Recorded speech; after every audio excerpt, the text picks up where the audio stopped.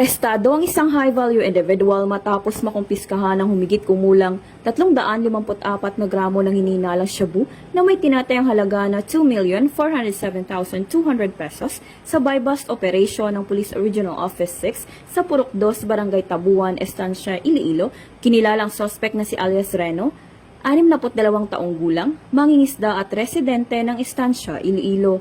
Ayon sa pulisya, halos 2 buwan itong isinailalim sa surveillance dahil sa umano'y pagkakasangkot sa bentahan ng iligal na droga sa estansya at mga karatig na bayan.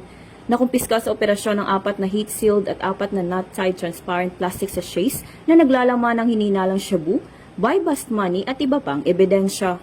Isinagawa ang operasyon ng Estancia Municipal Police Station, katuwang ang Provincial Drug Enforcement Unit ng Iloilo Police Provincial Office at 2nd Iloilo Provincial Mobile Force Company.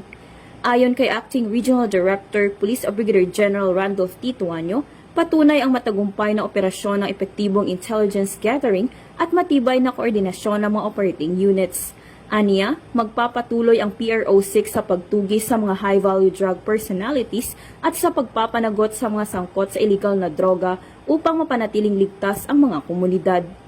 Kasalukuyang nasa kustodiya ng Estancia Municipal Police Station ang suspect habang inihahanda ang kasong paglabag sa Republic Act 9165 o Comprehensive Dangerous Drugs Act of 2002. Mula dito sa Police Regional Office 6, ako ang inyong PNN Correspondent, Police Corporal Cristal Salvador, alagad ng batas, taga-taguyod ng Balitang Pulis.